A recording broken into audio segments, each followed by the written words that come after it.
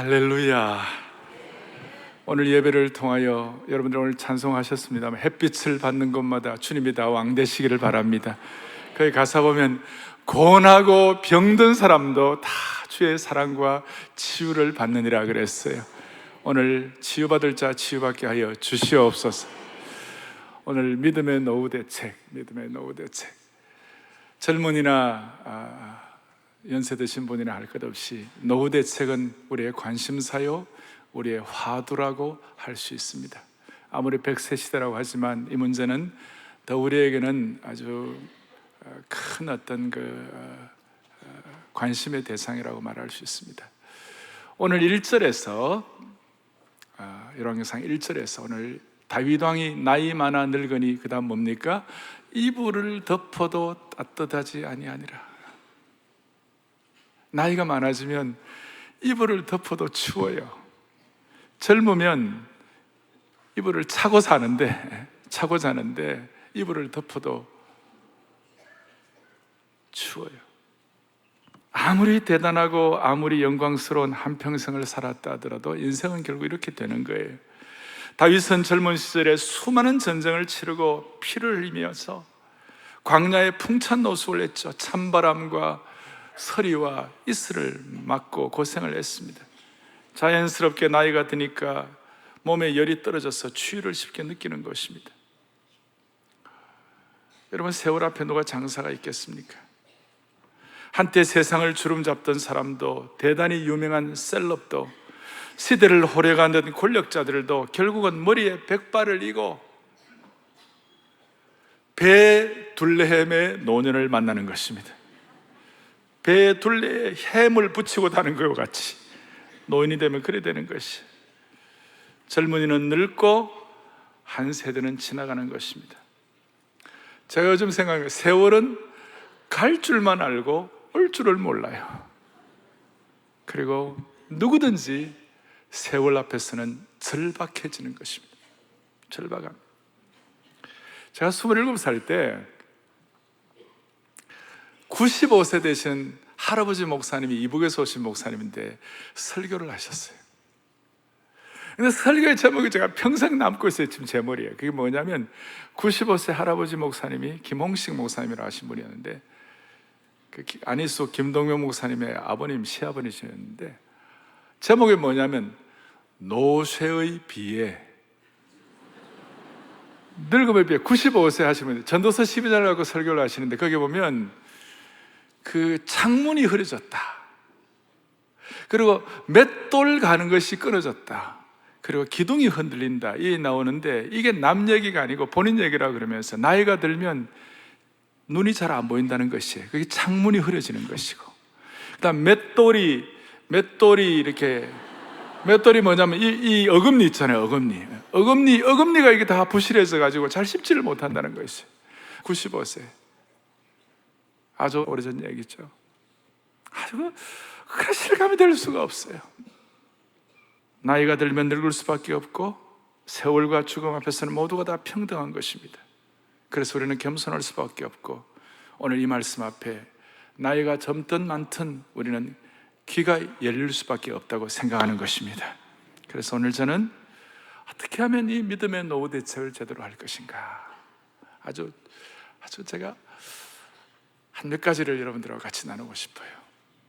첫째는 오늘 다윗은 이와 같이 이런 다윗 왕이 나이가 들고 이불을 덮어도 따뜻하지 아니하니라 하기까지 다윗의 한 생애를 살아오는 동안에 그래도 다윗은 기가 막힌 지혜가 있었어요. 그게 뭐냐면 노후를 위한 지혜로운 기도를 했어요. 그래서 여러분, 젊을 때부터 노후를 위한 지혜로운 기도의 대책이 있기를 바랍니다. 이게 첫 번째. 시편 71편에 보면 71편 9절에 보면 늙을 때 나를 버리지 마시며 내 힘이 쇠약할 때 나를 뭡니까? 떠나지 말아 주십시오.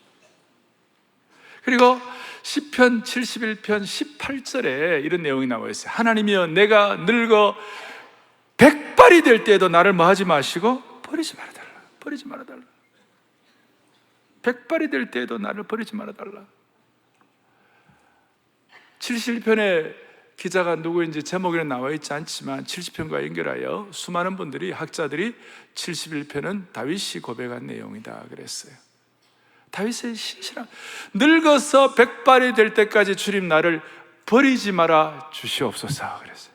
여기는 두 가지 뜻이 포함되어 있어요. 하나는 뭐냐면, 내가 지금까지 살아온 것이 하나님의 은혜가 아니고서는 살아갈 수가 없었다. 나는 하나님의 은혜로 지금까지 살아왔다, 그런 뜻이에요. 여러분, 사람들이 나는 다시 살면 더 잘 살 수 있다 이렇게 얘기를 하는 분들이 있을 수 있지만, 우리 믿는 사람들은 하나님의 은혜로 살아왔기 때문에 다시 살면 지금보다 더 잘 살 수 있다 그렇게 말할 뻔 할 수 없어요. 저만 하더라도 다시 살면 실수는 줄일 수 있었을지 모르지만 지금처럼 못 살 것 같아요. 왜? 은혜로 살아왔기 때문에. 여러분, 우리의 생애가 그렇게 은혜로 살아오게 하신 주님을 찬양합니다. 근데 이제 중요한 것은 과거의 은혜로 살아왔다는 것도 중요하지만 우리에게 날마다의 새 은혜가 필요한 것이에요. 그러니까 그게 늙어서도 나를 버리지 말아 주시옵소서라는 그 말 안에는 앞으로도 하나님 나에게 날마다 새 은혜가 필요하다, 그런 뜻이에요. 그리고 18절 뒷부분에 이렇게 나와 있어요. 하나님이여, 내가 늙어 백발이 될 때도 나를 버리지 마시고, 그 다음에 내가 주의 힘을 후대에 전하고 주의 능력을 장래의 모든 사람에게 전하기까지 나를 버리지 말아 주시옵소서. 무슨 말이냐? 나이 늙어도 할 일을 주시는 주님이신 줄로 믿습니다. 늙어도 주의 힘을 후대에 전하고 주의 능력을 장래 모든 사람에게 전하는 증인이 될 수 있도록, 나이 늙어도 뒷방 늙은이 되지 말게 하여 주시옵시고, 그러니까 우리가 권력을 부린다, 젊은이들의 일을 취한다, 그런 뜻이 아니라 늙어도 그 나이 노년에 하나님과 나와 꼭 나만이 할 수 있는 그 일이 있다는 것이에요. 그걸 하게 해달라, 그런 뜻이에요.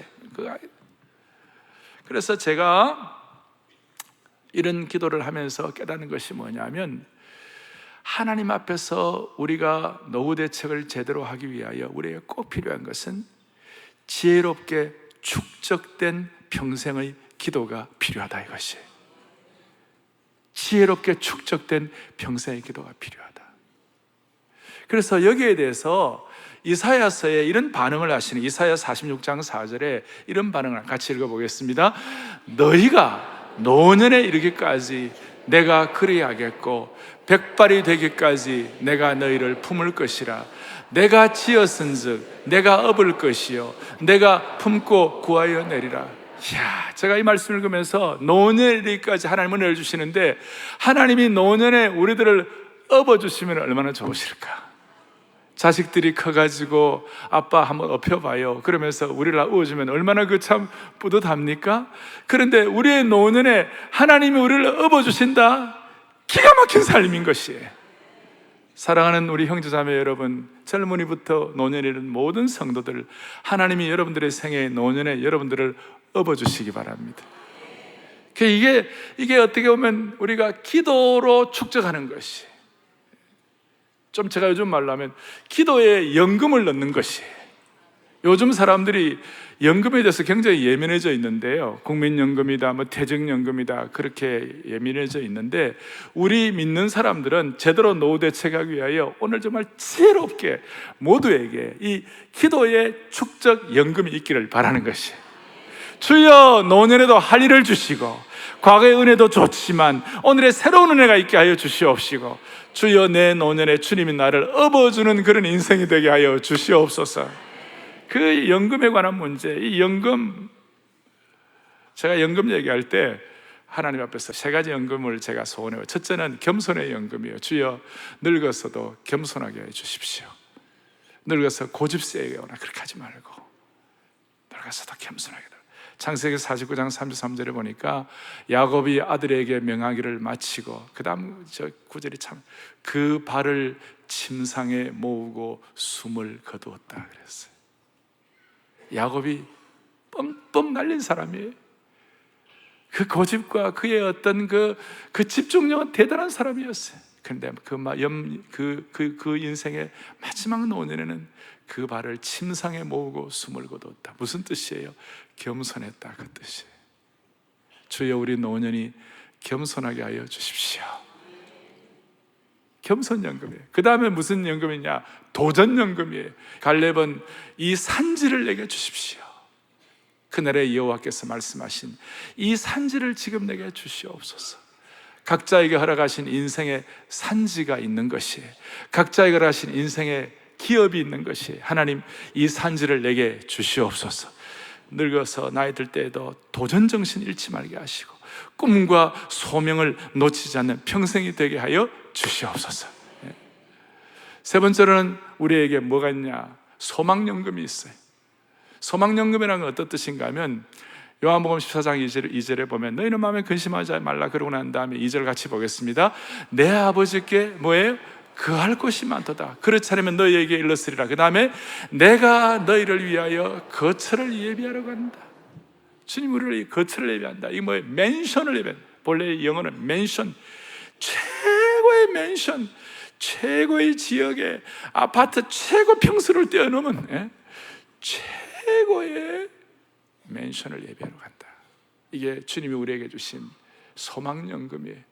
젊을 때부터 우리는 하나님 지혜롭게 기도의 축적의 연금이 있기를 바랍니다. 정말 겸손연금, 도전연금, 소망연금 그렇게 해가지고 우리는 흔히 인생의 피크가 50대 중반에 되는 얘기를 많이 하는데 제가 늘 강조하는 게 있잖아요. 주여 50대 중반이 인생의 피크가 되지 말게 하시고 노후대책 최고의 기도 제목이 뭐냐면 주님 앞에 서는 그날이 최고의 정점이 되게 해 주십시오. 다시 한번 주님 앞에 서는 그날이 최고의 정점이 되게 해 주옵소서. 그냥 막 늘 나이 들어가지고 막 10년 20년 병상에 누워있지 말게 해 주시옵시고 그냥 주님 앞에 서는 그날 되기 전까지 그냥 팔팔하게 있다 그냥 샥샥 하게 하시오. 어떤 그 전에 문교부 장관 그 테니스를 잘 치는 분이었는데 그분 이름으로 테니스 배도 있는데요.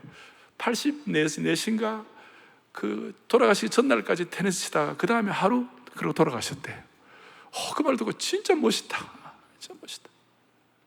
좀 오래전 얘기입니다만은 한국의 서양사 교수 가운데 김성식 교수라고 있어요. 고려대학교 그 서양사 교수이신데 이분은 남산골 최후의 선비요 딸깍발이라고 그랬어요. 정갈하게 선비 정신을 가지고 좋은 그리스도인이셨어요. 근데 그분 원고 딱 쓰고 그날 저녁에 목욕하고 옷 갈아입고 밤에 돌아가셨대요. 얼마나 멋있어요. 그리고 그분이 제일 좋아하는 찬송은 내 영혼이 은총 입어 중환자침 바꿔보니. 우리가 이런 노후를 위해 기도할 수 있다고 믿습니다. 그래서 오늘 그리고 우리의 기도를 제가 보니까요 우리가 간절히 기도한 기도 제목은 언젠가는 하나님이 응답하시더라고요. 그렇죠. 개인 생애를 살아가면서 그런 일이 많잖아요. 그런데 왜 노후를 위하여 젊을 때부터 다윗처럼 이렇게 계속 기도하면 주님이 안 들어주실 이유가 어디 있겠어요? 제가 지금 시간이 없기 때문에 우리 오랜 기도를 못하지만 이 시간 마음속에 제가 여러분 아름다운 노후를 위하여 여러분들의 생애의 마지막이 피크가 되게 하시고 여러분들 아름다운 노후가 될 수 있도록 은혜를 주옵소서. 그러면 여러분 아멘 한번 해보실 수 있겠어요? 오늘 이걸 한번 여러분들이 아멘 하시면 이 시간에 아멘 하시면 하나님 이거 사진 찍어 놓으시고 여러분들의 노후가 은혜 있기를 바랍니다. 물론 살다 보면 아플 수도 있고 그 다음에 뭐 힘든 거 있겠지만 우리 좀 주님 앞에 소원하는 것은 그냥 노년에 그냥 열심히 늙어서도 할 일을 갖고 있다가 샥 하게 해주십시오. 사랑하는 교우들이여 여러분들의 인생의 마지막이 최후의 피크가 되게 하시고 아름다운 노년의 은혜를 주시기를 소원합니다. 좀 더 크게 할 수 없습니까? 자, 여러분들의 인생의 아름다운 노년이 되기를 주님의 이름으로 축원합니다. 아멘. 제가 주님의 이름으로 축원합니다 말을 설교할 때 거의 안 써요. 아마 1년에 거의 제대로 안 써요. 안 쓰는데 아름다운 노년은 너무 소중하기 때문에 축원할 수 있다고 생각합니다. 다시 한번 여러분들의 인생의 마지막이 피크가 되게 하여 주시옵시고 우리 온 성도들 아름다운 노년이 되기를 축원합니다. 아멘. 오늘 이거 사진 찍어 놓으시고 주께서 베풀 만한 자비를 베풀어 주시기를 원합니다. 오늘 우리 찬양대가 찬송과 존귀 영광 모든 것이 주께로 있다고 그랬으니까 그 능력으로 우리에게 임하실 줄로 믿습니다. 첫 번째는 아름다운 그야말로 노후를 위한 지혜로운 기도가 우리의 노후를 준비하게 하는 것이에요. 두 번째로는 우리에게 뭐가 필요한가 하면 끝까지 우리에게 한결같은 충성이 필요해요. 한결같은 뭐가 필요하다고요? 충성. 오늘 다윗에게는 또 아비삭을 주시고 또 아비삭을 통하여 끝까지 가게 하시고 뭐 그런 게 있는데, 오늘 이 열왕기상 1장 본문은 충성과 배신에 대한 본문이에요. 오늘 여러분들 시간 때문에 다 못 읽었습니다만은 본문의 내용은 이런 것이에요. 다윗에게는 그의 친위 장관, 다윗의 용사 군대 장관 요압이 있었어요. 또 다윗에게는 아비아달이라는 제사장이 있었어요. 아비아달은 그 과거에 다윗이 노베 그 아히멜렉 제사장 거기에 피했을 때 사울왕이 다윗을 숨겨줬다고 그래요. 85명의 제사장 집안이 하루아침에 피비린내 나고 살육을 당했어요. 그런데 그 아히멜렉의 아들 아비아달이 혼자 살아남아가지고 다윗이 그를 아껴서 제사장으로 삼고, 또 다윗이 기드론 시내가에 눈물로 도망을 갈 때도 같이 가고 그런 사람이었어요. 그러니까 다윗과 평생을 같이 가야 할 사람인데, 오늘 무슨 일이 벌어졌는지 아도니아라는 왕자 편에 서가지고 다윗의 뜻도 배신하면서 그들의 말년이 충성되지 못했어요. 이 요압과 아비아달은 다윗의 측근 중에 측근인데 무슨 일이 벌어졌는지 이때에 다윗을 배신하게 된 거예요. 왜 배신했을까? 이제 살펴보니까 다윗에게 아도니아라는 아들이 있었어요. 근데 아도니아가 겉으로 볼 때 너무 괜찮은 아들이었고, 그 아도니아에 대해서 6절 좀 보세요. 1장 6절에 보니까, 왕상 1장 6절에 보니까 보세요. 그는 아도니아는 압살롬 다음에 태어난 자요 용모가 심히 준수한 자라. 그의 아버지가 너가 어찌하여 그리 하였느냐고 하는 말로 한 번도 그를 섭섭하게 한 일이 없었더라 그랬어요.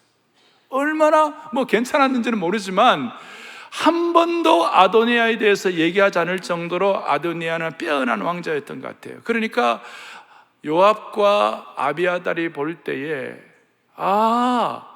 이 아도니아에게 붙으면 우리의 힘과 우리가 가진 권력과 우리가 가진 우리 지금 파워가 계속 이어갈 수 있겠구나, 그래 생각을 하고 요압과 아비아달이 아도니아에게 붙어버린 것이.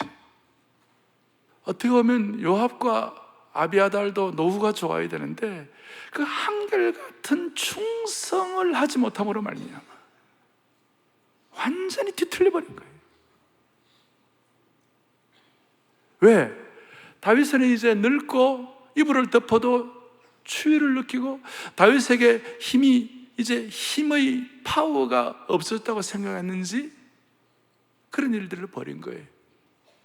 제가 볼 때 이걸 해석하면서 너무 가슴이 아팠던 게 뭐냐면, 이 요압이 그 군대 장관이 힘센 사람이 어떻게 다윗에게 한 번이라도 물어보면 될 텐데, 왕이여 이런 일인데 이거 되겠으면 물어보면 아니야 아도니아가 아니고 솔로몬이야 말을 해줄 텐데 물어보지를 않는 거예요. 아비아달도 마찬가지예요. 아비아달도 그가 제사장이잖아요. 제사장은 하나님께 물어보는 것이 그의 역할인데 하나님께 물어보지 아니하고 어떻게 하면 자기 파워 한번 이렇게 유지시켜 볼 것인가. 기가 막힌 일이에요. 그러니까 하나님을 두려워하지 아니하고 하나님 믿는다고 하면서도 자기 힘에 대한 관심, 파워에 대한 관심이 더 컸던 거예요. 오늘날 이 배신의 시대, 오늘 정치도 그렇고 모든 것들이 배신의 시대에 우리에게 많은 것들을 시사하고 있는 것이, 우리는 본래 배신의 DNA를 가지고 태어났어요. 여러분과 저는 아담의 후에 아담과 하와는 하나님을 배신했어요. 사람들 모두가 다 우리에게 정말 신령한 그리스도의 보혈의 능력과 피로 우리가 목욕하고 머리끝부터 발끝까지 정리되지 않으면 우리는 항상 배신의 DNA가 남아있는 거예요. 목사님 나는 안 그래요. 그럴지 모르지만 어릴 때 한번 생각해 봐요.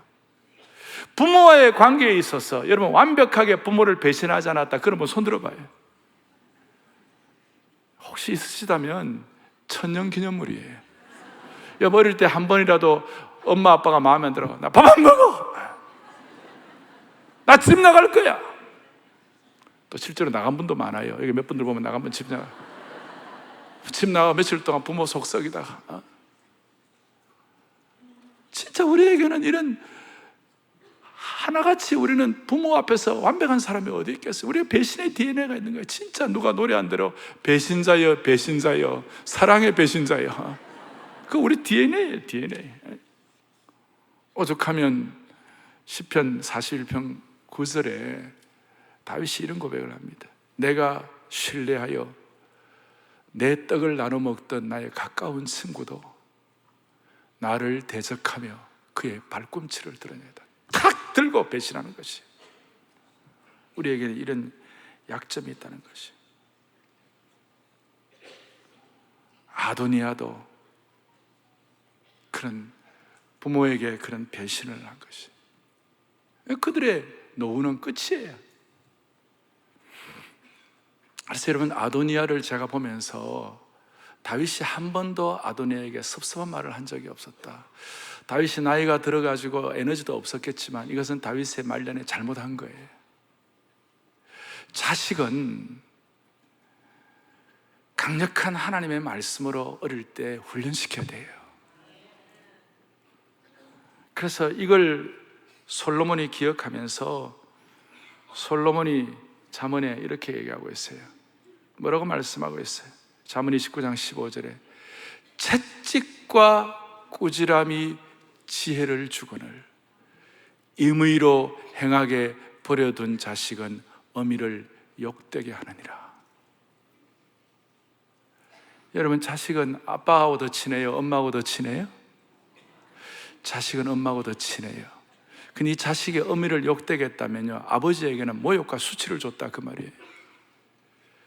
어미를 욕되게 할 뿐만 아니라 아버지에게는 모욕과 수치를 준 이유가 뭐냐?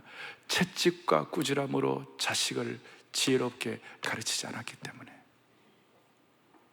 그래서 제가 늘 얘기하는 대로 여러분, 노후 대책 잘하려면 애들을 어릴 때 만 3살, 요즘은 좀 4살까지 갈까요? 만 4살 이전에 그의 고집을 다 꺾어놓고 거의 반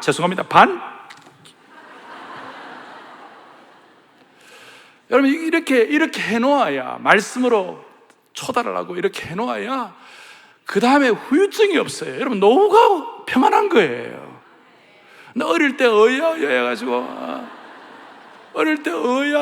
애들로 부려. 요즘 애들이 완전히 신이에요, 정말. 제가 다시 얘기합니다. 만 4살 이전까지는 기억도 잘 못할 때니까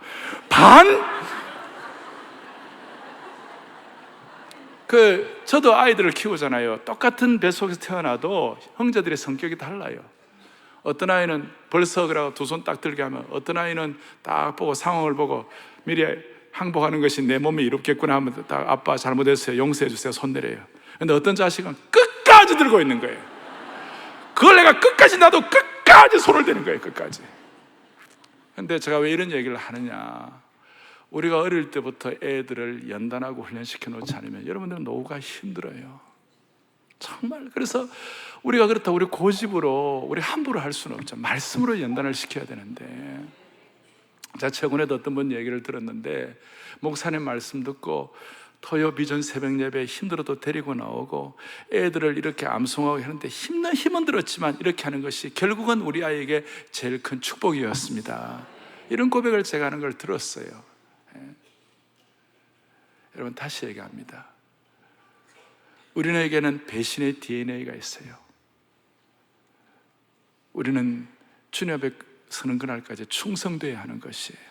그리고 그 뒤에 이제 나오는 것이 누가 나옵니까? 사독과 그 다음에 나단과 분하냐와 이런 사람들이 나와요. 아도니아는 요압과 아비아달과 같이 끼리끼리 모이고, 배신자들은 배신자들끼리 모이는 거예요. 그 다음에 나단과 분하냐와 솔로몬, 그 사람들은 그 사람들끼리 모이는 것이에요. 그리고 나단은 다윗의 생애 끝날 때까지 충성된 친구가 되었어요. 다윗이 잘못했을 때는 강하게 질책을 했지만 끝까지 끝까지 다윗과 같이 갔어요. 오늘 여러분들의 자녀들이 부모와 함께 끝까지 가기를 바랍니다. 정말로 신앙으로 키워가지고 끝까지 가기를 바라는 것이. 그래서 중요한 것은 충성된 것입니다. 그리고 그 뒤의 내용은 그 충성됨을 가지고 다윗이 할 역할, 나단이 할 역할, 바세바가 할 역할, 그 세 가지를 신속하게 처리를 했어요. 배신의 계절에 그야말로 그 혁명을 일으킬 때에, 아도니아를 왕으로 세우자고 할 때에 나단 선지자가 해야 할 일을 신속하게 집행을 하고, 그 다음 바세바는 바세바대로 그 계획을 실천하고, 그 다음에 다윗은 결단을 했어요. 우리는 우리의 생애를 다하는 그날까지 살아가는 동안에 우리가 또 해야 할 결단이 있어요. 무슨 말인가 하면, 노후가 좋으려면, 여러분 유라굴로 광풍에 276명이 한 명의 목숨도 죽지 아니하고 사도 바울을 통하여 다 살겠다고 그랬어요. 근데 배가 유라굴로 광풍에 깨어졌어요. 그러면 깨어졌는데 한 명의 목숨도 다 죽지 않고 다 살리라, 그런 예언 들었다고 그래갖고 그냥 배 깨어지고 났는데 배 안에서 가만히 있으면 꼬르륵 죽는 거예요. 거기에 널빤지를 가지고 헤엄을 치고 나와야 사는 것이에요. 하나님 우리에게 귀한 노후 대책하게 하고 있는 방향을 주시지만 우리가 붙잡아야 할 결단이 있고 신속히 행할 일도 있는 것이에요. 그걸 오늘 열왕기상에서 설명을 하고 있어요. 그 다음 세 번째로 중요한 것은, 첫 번째 지금 좋은 기도 연금으로 축적하라, 지혜롭게. 그 다음에 우리의 충성의 DNA를 계속 이어가야 해요. 그러나 우리의 속에는 배신의 DNA가 있으니까 늘 조심하게 우리 아이들 어릴 때부터 제대로 이렇게 연단해요. 세 번째로는 좋은 후계자를 세우는 것이, 최고의 노후 대책은 후계자를 잘 세우는 것이. 역대상 29장 28절에 보면 다윗은 존귀를 누리다가 나이 많아 늙도록 부하고 존귀를 누리다가 죽었다. 그 이유가 뭐냐? 그의 아들 솔로몬이 대신하여 왕이 되니라 그랬어요. 솔로몬이 왕이 된, 솔로몬의 왕 되는 후계를 잘 정했기 때문에 다윗의 말년이 축복이 된 것이에요. 저는 이거 보면서 결국 솔로몬을 잘 세웠기 때문에, 그리고 솔로몬은 지혜로운 아들이었어요. 지혜로운 아들을 세우니까, 제가 잠언이 19장 3절을 보다가 바로 읽어야 하고 박수를 쳤는데, 잠언이 19장 3절을 보겠습니다. 함께 보죠. 지혜를 사모하는 자는,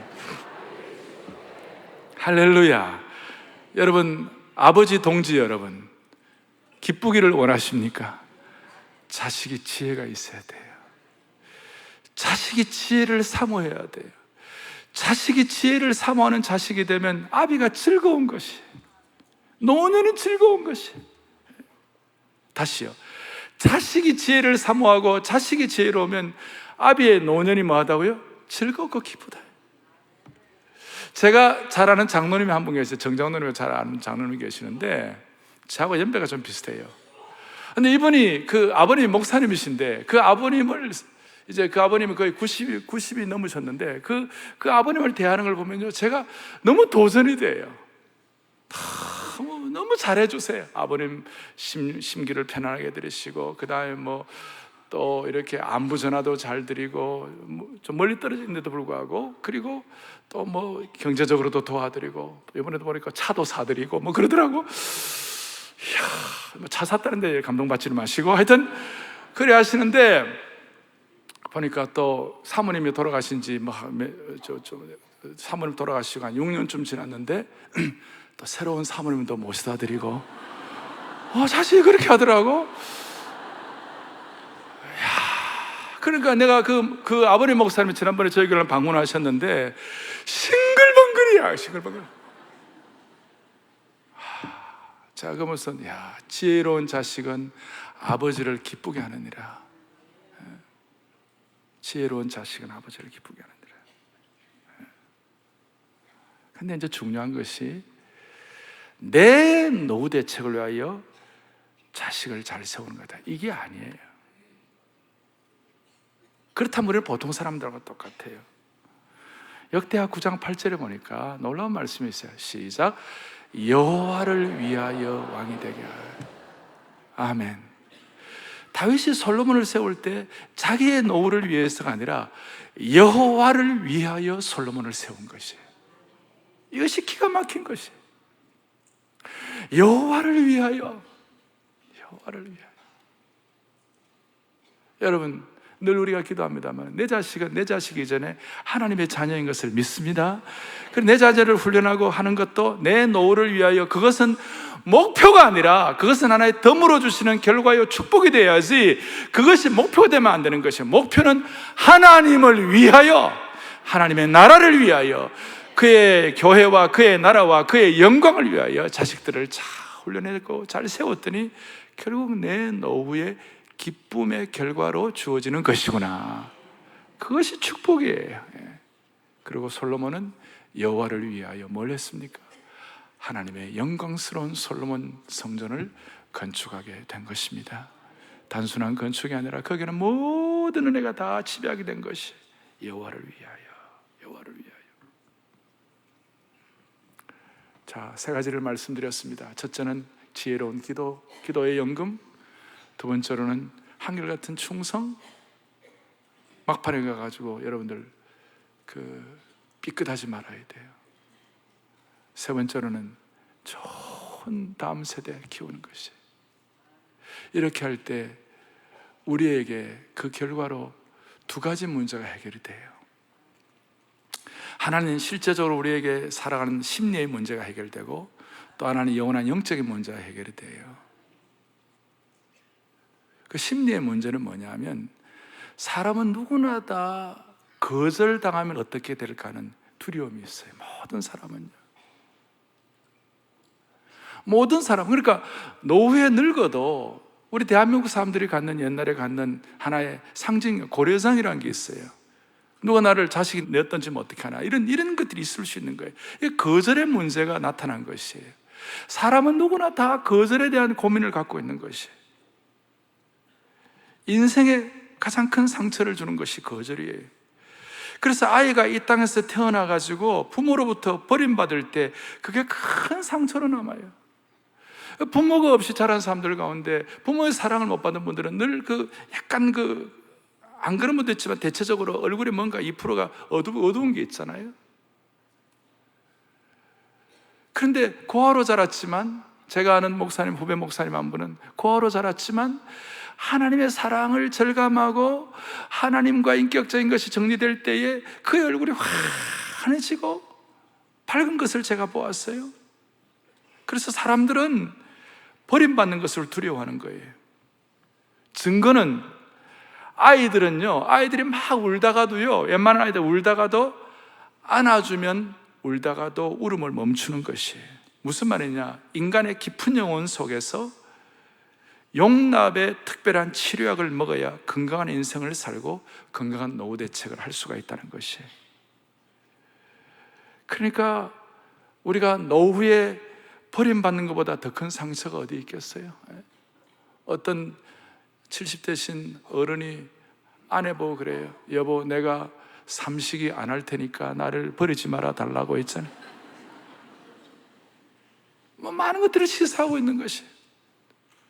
대한민국 지금 70이 넘은 어른들 가운데, 60 이후의 어른들 가운데 상처가 얼마나 많은지 몰라요. 우리는 어른들 6.25를 지나고 8.15를 지나고 6.25를 지나고 5.16을 지나고 5.18을 지나고 이런 과정들 가운데 수많은 거절과 상처와 편갈림과 이 모든 것들이 우리 민족 역사에 지금 막 배어 있는 것이에요. 그 사람들은 거절과 배신에 대한 상처가 있기 때문에 버림받지 않아야겠다는 몸부림을 치고 있어요. 따라서 저는 그렇게 기도하고 있어요.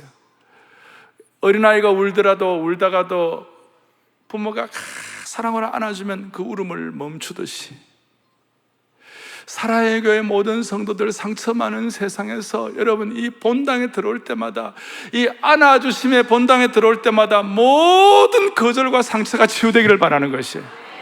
하나의 놀라운 심볼이고, 이건 우리의 어떤 참 기도의 제목이 될 수가 있는 것입니다.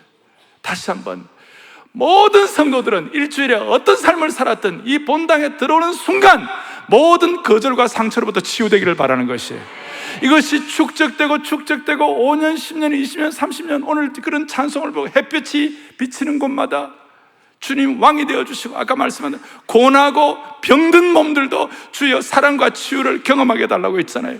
그것이 우리에게 최고의 노후 대책이 되는 것이에요. 영광송 부를 때마다 하나님의 영광을 이 땅에서도 예고편으로 맛볼 수가 있는 것이. 그리고 또 하나는 거절의 문제가 치유되고, 또 하나는 뭐냐면 우리에게서 최고의 노후 대책은 영생의 문제예요. 영원한 생명의 문제예요. 생로병사는 나이가 들면 다 와닿는 것이에요. 그래서 오죽하면 생로병사라는 프로그램이 있잖아요. 생로병사, 왜 사람은 태어나서 늙고 병들고 죽는가? 철학적 질문이요, 인생의 가장 깊은 고민이라고 말할 수 있어요. 조심스럽긴 하지만 우리 석가모니는 이 문제를 치열하게 고민했습니다. 그의 치열한 고민은 나름 뜻이 있습니다. 그리고 인생의 깊이를 갖게 했습니다. 나름 고마운 일입니다. 그러나 생로병사를 치열하게 고민하고 아파하고 그거 가지고 그냥 철학적 물음을 갖는다고 해서 그 문제가 해결되는 것은 아니었다, 이 말이에요. 그렇다고 해서 생로병사의 문제를 풀 수가 없었어요. 왜냐하면 그에게는 생로병사의 한계를 초월하는 초월적 능력을 경험하지를 못한 것이에요. 제가 조심스럽게 접근합니다만, 그러나 오늘 우리가 이런 기도를 하고 주님 앞에 우리의 마음을 드리고 주님 앞에 하나님의 자녀가 되어서 노후를 위하여 주님 앞에 기도하는 그 순간, 하나님이 허락하시면 성도들마다 하나님의 신적 초월적 개입이 있는 것이에요. 다시 한번, 신적 초월적 개입이 있는 것이에요.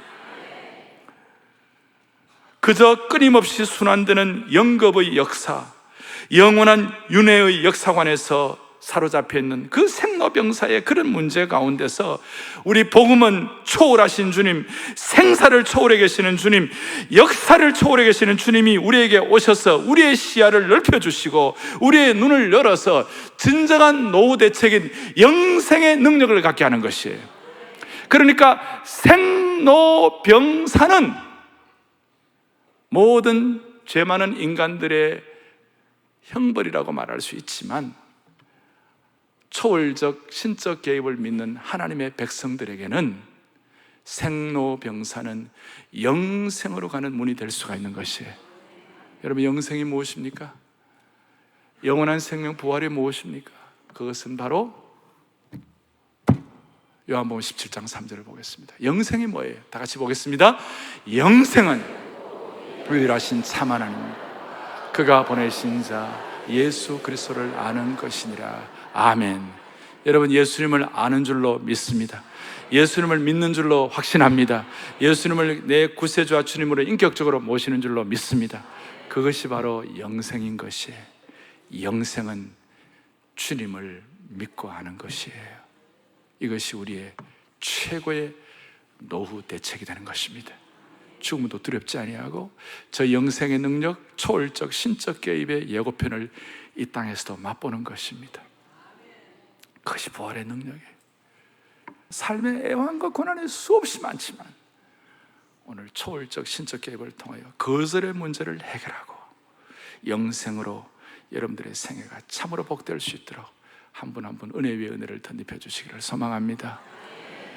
이 시간 우리가 한번 기도하고 마무리를 해야 되겠는데, 기도 제목을 제가 드릴 테니까 같이 또박또박 오늘은 같이 합심기도 제목 같이 기도하고 예배를, 설교를 마무리하겠습니다. 기도 제목 하겠습니다. 하나, 절박한 세월의 흐름 속에서 지혜로운 기도의 영적 연금으로 예비하게 하사 노년에 이르기까지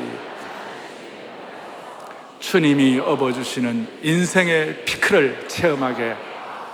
아멘. 둘, 영가족 공동체가 날마다 한결같은 충성으로 겸손연금, 도전연금, 소만연금을 축적할 때 배신의 원죄를 충성비전 5020으로 극복하는 아름다운 생애 되게 하옵소서. 아멘. 이게 뭐냐면, 제가 이건 안 한 것 같은데요, 창세기 50장 20절 시작. 당신들은 나를 헤아려 하였으나 하나님은 그것을 선으로 바꾸사 오늘과 같이 많은 백성의 생명을 구원하게. 아멘. 배신의 계절에 요셉도 저 고통이 있었지만 요셉은 뛰어넘어 버렸어요. 초월적 능력을 통하여 하나님은 그것을 선으로 바꾸신 줄로 믿습니다. 그래서 모두가 다 노후가 엉망진창이 되고 그 상처의 구렁텅이에 요셉과 형제들과 다 빠져버릴 뻔했는데 요셉의 충성비전 5020, 하나님은 그것을 선으로 바꾸셨다. 그래 승리하는 것이에요. 오늘 그렇게 승리하기를 바랍니다. 세 번째 하겠습니다. 사랑의 교회가 4차 산업혁명 시대에 강력한 영적 플랫폼으로 들여지게 하사 새로운 40년을 압도하며 세계 선교를 마무리하는 제자훈련 선교교회로 쓰임받게 하옵소서. 아멘. 가슴에 손을 얹고 저를 한번 따라오 기도하겠습니다. 주여 노년의 은혜를 주옵소서를 두 번 하고 주여 노년의 은혜를 주옵소서 크게 두 번 외치고 한 1, 2분만 집중해서 기도하겠습니다. 간절한 마음으로 주여 노년의 은혜를 주옵소서, 주여 노년의 은혜를 주옵소서. 하나님 아버지, 하나님 아버지, 우리의 이 진실과 우리의 사명과 우리의 간절함을 주님이 아시고 베풀 만한 자비를 베풀어 주시기를 원하옵고, 정말로 주님 앞에 무릎 꿇고 기도하고 엎드려 경배할 때에 하나님의 우리의 노후가 아름다운 노후가 되게 하여 주시기를 원합니다. 자비로우신 하나님 아버지, 갈 줄은 알고 올 줄을 모르는 세월의 절박함 속에서 우리 온 성도들 한 분도 예외 없이 지혜로운 노후 대책을 감당하게 하여 주시옵소서. 우리 교회 젊은이들은 모두 믿음의 노후 대책을 잘 감당하게 하여 주시옵시고, 우리 교회 연로하신 어른들은 남은 생에 주의 크신 은혜 가운데 모두가 다 속 사람이 날로 새로워지는 복음의 능력을 체험하게 하여 주옵소서. 우리 주 예수 그리스도를 받들어 간절히 기도 올리옵나이다. 아멘.